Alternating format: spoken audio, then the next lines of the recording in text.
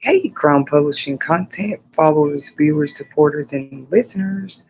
Thank you for clicking on another video with the Crown Publishing Content YouTube channel family, where publishing and marketing content, creative content finally meet. I'm your favorite audio host, Miss Arthur Tetasheri, and today we have yet another discussion topic. Thank you guys for hitting that subscribe bell and staying with us here as we continue our videos and live streams and also other commentary and reaction videos on real life events across the globe that affect us every day. Today's topic is on another, we're going a little different direction. It's still a discussion topic, but it's one I want to start just reaching different sectors with my perception on topics. And so I feel like what better topic than about sleep? And we are going to talk about sleep more here at the Crown Publishing Content channel. It's a treat, it's a surprise about why, but just expect if you are wanting more videos or content about sleep health, this is going to be, let me go ahead and announce that, the hub for you. We'll talk more about herbal medicines, natural remedies, all that good stuff, because I don't know, I like to share my journeys anyway. Sometimes when I'm working on something personal in my life too, with others, because you just never know. I'm gonna go ahead and say that I do believe we all kind of go through experiences for a reason, and it's just simply selfish to not go back and share at least a gem or two of knowledge about something that can help others. So here we are today, and the topic title is called "How Do We See Color in Our Dreams?" or "How is this even possible?" Right? It's such a weird question, but for a therapist, it's actually not. For psychologists, it's actually not. For people who study brain health and breathe and live brain health, it's actually not unheard of to wonder the deeper phenomena, to think upon the, you know, like just get curious sometimes about the things we don't so much talk about every day. You'll see on the side of my thumbnail, the subtitle says "The Power of Muscle Memory." And I just want to kind of bring my perception today on this stream about it. Feel free to leave your opinions, comments, or even suggestions, maybe a tip or two, when it comes to sleep health, brain health. Sleep health is a whole thing in itself, guys. When we talk about health or somebody looking unhealthy or being unhealthy, sleep is definitely, and your sleeping and resting patterns are definitely going to tell more of a story depending on the individual I feel like that you are encountering. Um, when we talk about America, starting off first, for example, let's talk about just different countries with this topic and sleep. Because I do feel like, your economy, your environment, your schedule, right? We know, like a homeless person, for example, we might feel like their schedule should be so simple. Just handle your business, get up at 9 o'clock every morning, and do what you need to do, right, to get yourself out of those homeless pits. But actually, scheduling could be easier or even 10 times worse, right? Through something like a homelessness circumstance. You might not be getting the same hours of rest. Now you're using more of your what? Muscle memory. I want to talk about muscle memory and how important muscle memory is no matter who we are, especially if we were born with a brain in our cranium. Hit that like button to show your support. Our brain, I'm not here to sound like the brain expert today, but let's talk about what inspired Tetasheri to bring this topic. Because if you're new to my channel, I am the audio host, Arthur Tetasheri. We do appreciate your support. I'm the audio host and founder of Crown Publishing Content, and we like to bring topics that make you guys spark interest in research, okay? Because you could very well know a person right now that you just couldn't, for the life of it, figure out what changed about them, why they seem so snappy, why they, uh, you know what I'm saying? We could go through every mental health barrier on the list, and sometimes it's not even anything but your sleeping patterns. Today, once again, we're just talking about color and dreams, okay? But once again, if you like to talk sleep, if you like to talk brain health, if you like to talk this type of talk, we definitely will be building more on the Crown Publishing content. We'll be building more with other sleep professionals, sleep experts, therapists. Maybe they can even help us out here, guys, because I'm telling you, in countries like China and other places, like sleep pods in the workplace, I think this is very cool. Is like a very real um, option. Hour naps right there on site in a very comfortable pod like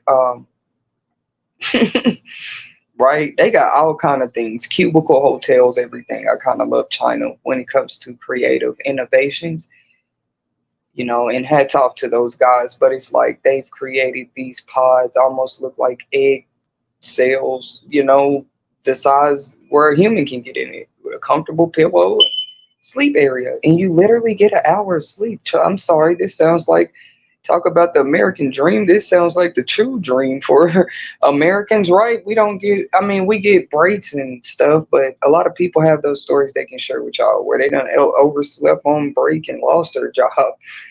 I mean, maybe y'all don't know about it. I know people went to their cars, shut their eyes, set the alarm and everything, and was so sleepy they didn't wake up in time for work, or they fall asleep at the desk. A lot of people in the health field know about it anyway, probably working night shifts and stuff. They know all about getting a good night's rest before their type of work, and how anybody with a night job, graveyard shifts, I respect you guys out there. It's been a minute for me since I just worked like a early morning. I could tell y'all about early morning, like dawn type shifts. Uh, but just like late night ones, and that's important for people to know about themselves. If you know that you don't function right without sleep, your attitude is more off balance and things like this. If you're not paying attention to it, it's because maybe you're working 8 to 10 hours at nighttime instead of sleeping. But once again, we're bringing more of those topics right here to the Crown Publishing content. Tell a friend, tell a family member, because we're going to talk more sleep. And stay tuned for bedtime stories with Boo, okay? You don't want to miss it. It'll just be like bedtime segments for the kids, bedtime story segments for the kids. You guys won't just, I might do new uploads every night and stuff like that, but you'll be able to tune in to any story of choice once we have more of a bedtime story, list and category for you guys. I will keep you guys updated. That's why it's important you hit that subscribe bell so that you get these updates when we post them, okay, guys? Uh, how do we see color in our dreams? I really want to know this. We've heard rumors through the grapevine that dogs, for example, or animals may be colorblind. I just want to kind of start here with what I mean. Babies, newborn infants, right? We heard so long through the grapevine like that they are truly, and this is woke. This is not sleep. Like truly, when they're in walking life, they see everything in black and white. Leave your opinions in the comment. Is this true about dogs and animals? I mean, and babies. If so, where did they get these? Where did they get these ideas and theories and that they're so sure of? Right? They might even say, "Well, a baby doesn't start seeing color to a year old." You guys feel free to leave your opinions in the live chat or comments again. And I think there's no better time to talk sleep than at nighttime. Okay, y'all can even expect some early morning segments because not everybody gets up at the peak of the morning. You know what I'm saying? Every family, every individual has a different schedule. We know with something like having a newborn baby, speaking of newborn babies, you don't really get as much sleep. That's one of the main things people have known when an infant arrives. Like your sleeping pattern changes. But the babies are in that category of people they say cannot see color. But I do wonder because, like, even as early as 2 months with my very last infant, when we would put color screen type videos on, what they call them, not green screen, y'all. They'd be like these videos you can play for rest or sleep, the lullabies for your baby, and they have colors and shapes that bounce all over the screen. And it was almost like she could see the colors because they would kind of keep her quiet. But then again, once again, science results, should I say. Experiments never stop and results to studies change every day. Even cures for diseases and infirmities people couldn't heal on their own for years. We find breakthroughs in science every day. So sleep is just one of those things I've always not only the act of it itself been fascinated with, but also learning more about the health side of uh, rest, literal rest. And rest and sleep is two different things. So if we're 100% unconscious when we're in the sleeping state, how is it possible that we can see numbers, colors? I know I mentioned colors specifically for this segment, but like numbers, colors, things, in my opinion, that are just memories. We don't know the color red or purple or green, guys, until we're taught that. Or am I wrong here? We don't know hate until we're taught that. I'm sorry, I haven't met a baby yet that just came out like hating the world. Sorry, they might give us facial expressions and things that make us think such and cry sometimes, but that's a learned behavior. And I'm just here to inspire and remind somebody out there that our brain is the actual, like, that's the main muscle of all muscles of our body. It's like that muscle controlled is the control center for our whole anatomy. The brain and the heart. The brain tells the functions to the heart, and it does what it's told. And the brain, it responds to pain, and the brain, stores trauma. It does so much. Here's a little fact, or a you might not know, or did you know about Arthur Tetasheri? When we're little, we have dreams or aspirations, and they'll ask us what we want to be when we grow up. Well, I just knew I wanted to work with. I promise y'all, I have no reason to lie. I thought I would be some kind of brain doctor. I wanted to be like a brain surgeon. I don't know where I would get such a. I've just been fascinated, and I saw that movie with what's his name, y'all? Something the Lord made. If you know, you know. And it was about a real black surgeon who helped with breakthrough in heart surgery, I believe. So there's many stories and scientists and doctors that have helped with breakthroughs, and we notice with NASA as well, like the color. What is that movie called? It was about the black women who helped with the breakthrough in NASA. Okay, like that's why I feel like, just like in school, when you raise your hand, have a question, or, they taught us to critically think for a reason, because we use this in life as well. But like muscle memory, can we like give that reverence for a second? It's a very, very powerful cycle. For example, I was an athlete in school. I was an athlete in my younger days. Predominantly, one of my favorite activities was track and field. And I said, wow, this is the perfect example if I was trying to explain how much muscle memory affects our dreams, like even our thoughts, or our subconscious, our when we're unconscious, memory is still working. That's how you're able to see familiar people in a dream to begin with. That's why you're able to see a color. You could be like, there was a green man in my dream, and then there was a red girl next to him, and we had on pink clothes. Do we stop to think about that ever? So I used to run track and field, and I mean, I was an athlete, and we know with something as an activity as um persistent, or you have to be persistent when it comes to training yourself to be fit for something, or fit, or just whether it's for pleasure or preparing for training to for competition. You do have to work out. There's no getting around it. You have to be prepared. How do we do this? Well, we feed our body the right things so our muscles have what they need, so we can lift those weights, so we can you know what I'm saying, run those laps and everything. So that's what led me to, okay, so the sports and the athlete, whatever athletics and whatever your goal was when it came to your weight, your body, your muscle mass, and everything. This is what led to your workout and what kind of workouts you choose. What's going to be best for you when you're working out that brain muscle, and we're talking muscle memory. Stay on track with me here, guys. And then it's like, that's still muscle memory. You're training those legs to remember, like, hey, you're getting those legs muscles familiar with jogging up a hill 10 times a morning, right? It's going to take persistency. It's going to take, you know what I'm saying, over and over and over. I know they say practice make perfect, and this is muscle memory is the perfect example. You teach somebody a thing over and over and over again, and this is the muscles, something that's not even a living organism. This is how powerful this is.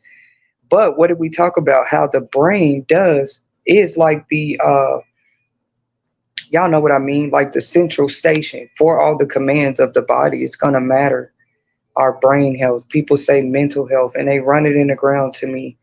But let's talk about brain health altogether.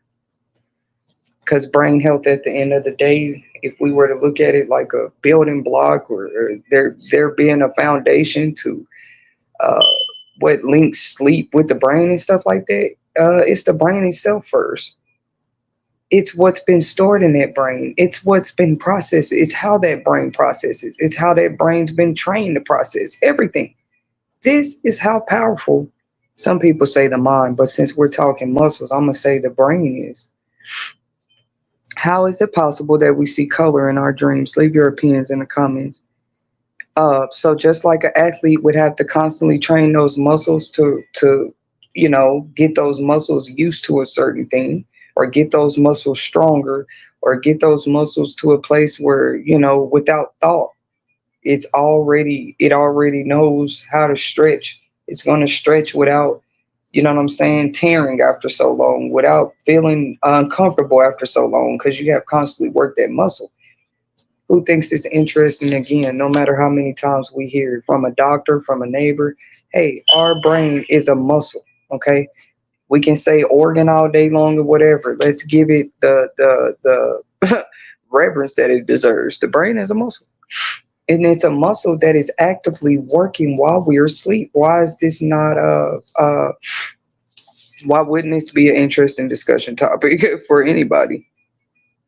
What is muscle memory when we're awake versus when we're asleep, right? That might be what more part two is going into depth about, right? When it comes to fun things I've been researching and how it does affect us every day, directly or indirectly. I wouldn't care if it's and the better you know a person, you can study sleep all day long, but it should get to the point where you can literally pinpoint, like, yeah, that person didn't have enough coffee this morning. Where do y'all think the term woke up on the wrong side of the bed came from? You know what I mean? Sleep has to be at least like 60% of what makes up a person's choices each day, their attitude each day, how they process things each day. If you're only getting 2 or 3 hours of sleep, some people, they're still powerhouses.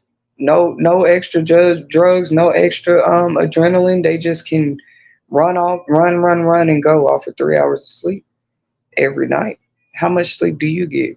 Crown Publishing Content want to know, like on an average night, what is that hours of average sleep that you get? Leave your opinions in the comments. So, I wonder if we were to collectively, even, you know what I mean, or one individual at a time. People are oftentimes deemed control freaks, or we can pinpoint a narcissist in a second, but who's really out there controlling that brain muscle as much as possible, right? Because we know that there are different sectors of the brain. The front of the brain, this type of activity goes on, or these type of memories are stored. The back of the brain, these other type of memories are stored, or something else. This part of the brain controls these parts of your body. We think we just lift our arm up. No, that starts in the brain first. That's why even in the spiritual realms, or when people are talking in religious terms, right? It doesn't matter what religion it is. They seem to always have parables and advice, you know what I mean, for the followers in their community, something about the mind, how important it is to have discipline and to be able to really have some type of real grasp and control over your own mind. But we got so many people want control over everything else in the world. You don't have to say amen or agree. You hit that like button to show your support of the discussion topic or whatever, or maybe a few things I touched on. You know what I mean? But to me, ultimately, we're able to see colors, numbers, things that we're familiar with in dreams because our muscle memory has already done its job in the brain and like stored those memories. You had to learn something like colors, patterns, any type of pattern. Nobody just comes out of the womb knowing these things.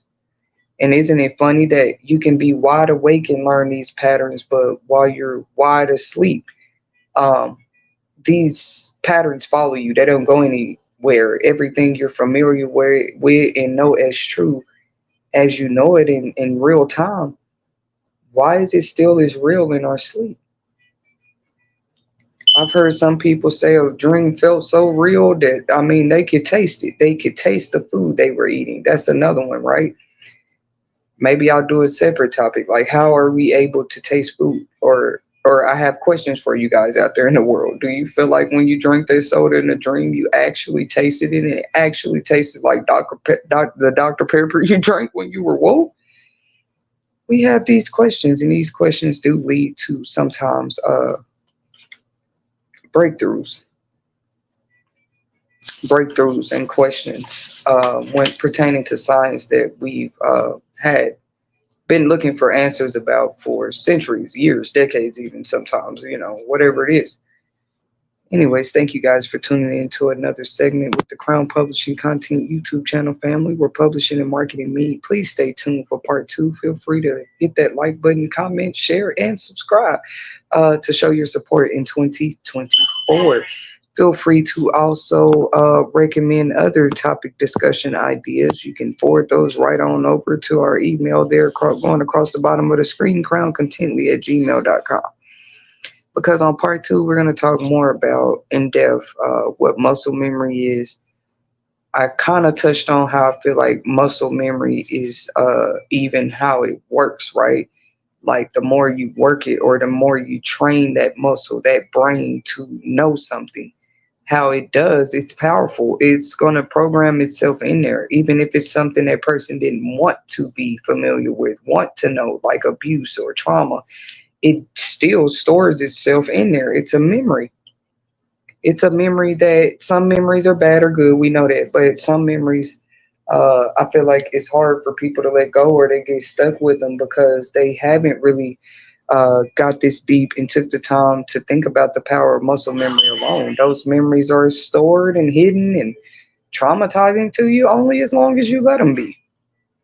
Once we get the right help, once we're having the right discussions, once we're looking at personally, because self love is going to lead you there, what do you need to accommodate your life better?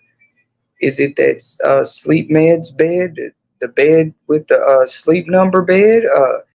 You know what I'm saying? The pillows that warm themselves. You plug it in, and you need a heating pillow. They got all kind of sleep aids out here.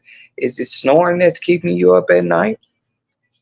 But once you are able to get that good sleep, once again, we're just talking about once even we get in that deep state of sleep, like how is it that we're able to still uh, relate to things like color, smell, senses, taste, um, feel? Some people even feel like they real life feel. Somebody give them a hug in a dream. They feel that, right?